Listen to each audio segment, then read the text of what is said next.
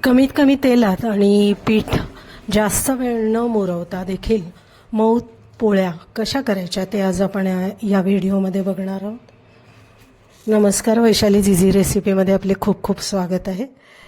इथे मी गव्हाचं पीठ म्हणजे कणिक घेतलेली आहे, त्याच्यामध्ये मी तेल वगैरे काही घातलेलं नाही आहे। आपण आता हे थोडं थोडं पाणी घालून भिजवून घेणार आहोत। भिजवण्याची पद्धत देखील मी इथे दाखवते आहे, कारण जे नवीन पोळ्या करणारे आहेत त्यांना देखील हे समजेल की पीठ कसं भिजवायचं। अगदी थोडं थोडं पाणी घालून पीठ परत परत मिक्स करून मग आवश्यक तेवढं पाणी आपण इथे घालायचं आहे, म्हणजे मग पिठामध्ये पाणी जास्त होत नाही।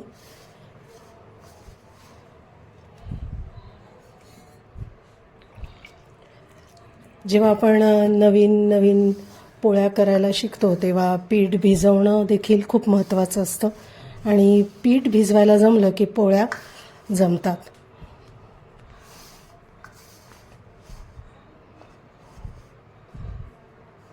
थोडंसं प्रेशर लावून मी हे चांगलं मळून घेते।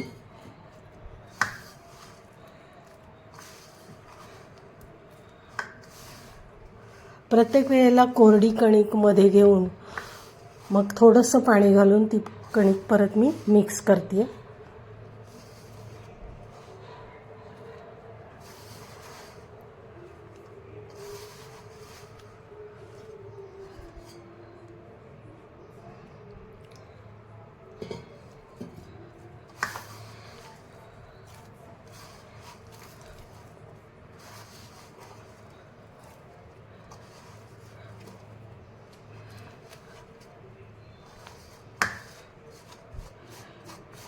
कोरडं पीठ आता मी मध्ये घेतलेलं आहे, परत त्या गोळ्यामध्ये मिक्स केलेलं आहे आणि थोडंसं घट्ट वाटलं तर मी थोडंसं पाणी मी घालणार आहे।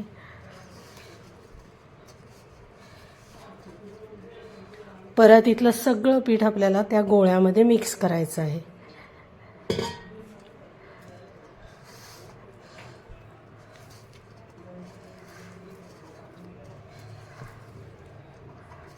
या पद्धतीमुळे एकतर पीठ भिजवायचं आपल्याला चुकत नाही, पाणी जास्त होत नाही, व्यवस्थित पोळ्या लाटता येतात आपल्याला। त्याच्यामुळं पाणी थोडं थोडं घालून घ्यायचं, म्हणजे मग आपलं पीठ मळायला सोपं जातं। आता गोळा छान तयार झालेला आहे बघा तुम्ही, मी तेल देखील लावलेलं नाही आहे।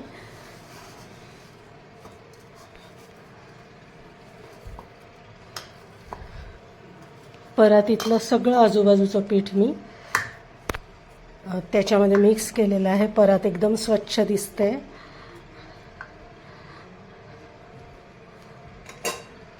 थोडंसं तेल आता मी लावणार आहे।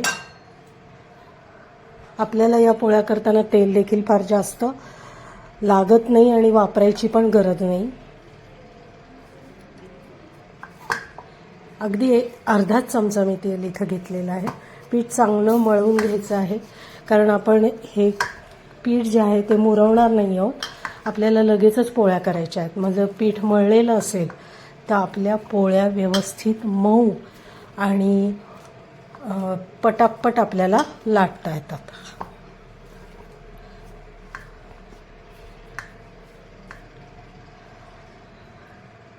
आता पोळपाटाला देखील मी अगदी 2 बोटं तेल लावून घेणार आहे आणि पीठ परत मी एकदा चांगलं मळून घेणार आहे।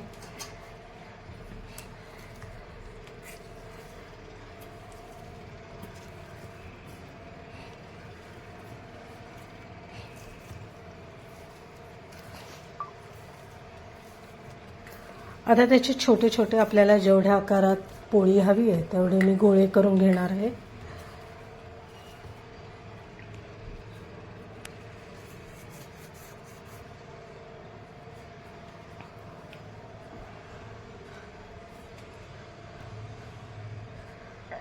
आता आपण पोळी लाटणार आहोत। पीठ लावलेलं आहे पोळीला, थोडीशी मोठी अशी पोळी मी आता लाटते आणि त्याच्यानंतर त्याला कडेने तेल लावून आपण घडीची पोळी करणार आहोत। म्हणजे घडीची जी पोळी केली की ती जास्त वेळ मऊ राहते।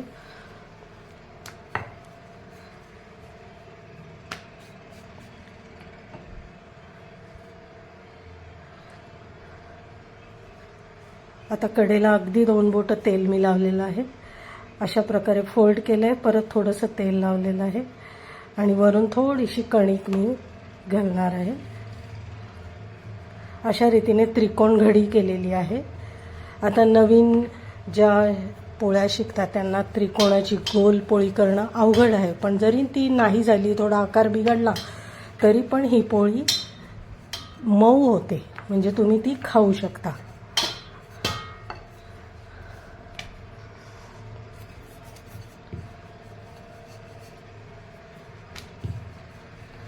जिथे जिथे काठ जाड आहे तिथे पण मी लाटणं फिरवते. काठ पण खूप जाड नको.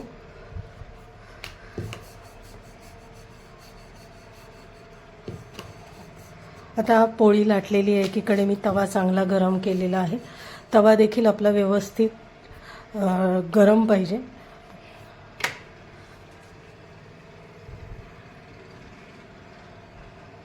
पहिल्यांदा मी गॅस मध्यम ठेवलेला आहे. आता एका साईडने थोडी भाजली की मग मी पोळी उलटून घेते आणि दुसऱ्या बाजूने भाजताना गॅस अजून थोडा मोठा करणार आहे. जर आपण अगदी खूप मंद गॅसवर जर पोळ्या केल्या तर त्या थोड्याशा कडक होतात. आता पोळी झालेली आहे.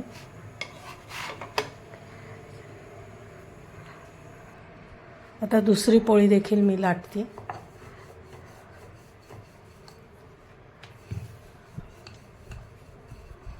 पोळ्या भाजताना जर तुम्ही काठ जे असतात तिथे आपण एखादं कापड म्हणा किंवा उचटणं घेऊन जर थोडंसं प्रेस केलं तर मधला भाग असा फुगतो.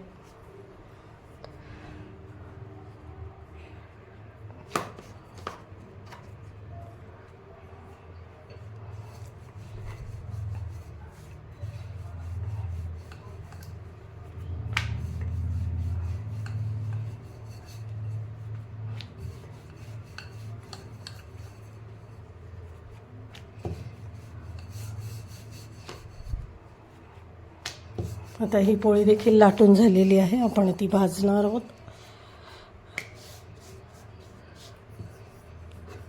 पहिल्यांदा जेव्हा पोळी घालतो तव्यावरती तेव्हा गॅस मध्यम पाहिजे आणि दुसऱ्या बाजूने थोडासा मोठा पाहिजे.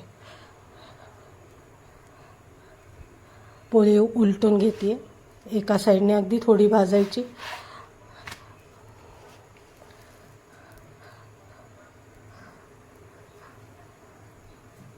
अशा रीतीने तुम्ही बघू शकता सगळ्या पोळ्या आपल्या फुगतायत आणि काठ प्रेस केल्यामुळे ते व्यवस्थित भाजले जातात, कच्चे राहत नाहीत.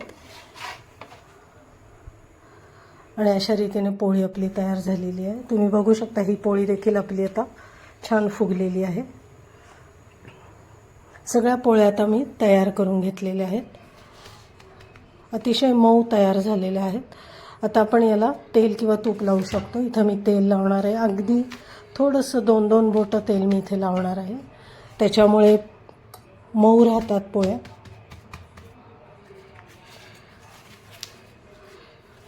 तुम्ही बघू शकता अतिशय मऊ झालेल्या आहेत. तुम्हाला जर आजचा व्हिडिओ आवडला असेल तर लाईक, शेअर आणि सबस्क्राईब जरूर करा. तसेच कमेंट्स देखील द्या. बेल आयकॉन देखील प्रेस करा म्हणजे माझे व्हिडिओ तुमच्यापर्यंत पोहोचतील. आपण पुन्हा भेटणार आहोत माझ्या पुढच्या व्हिडिओमध्ये नवीन रेसिपीसह वैशालीच इझी रेसिपीमध्ये.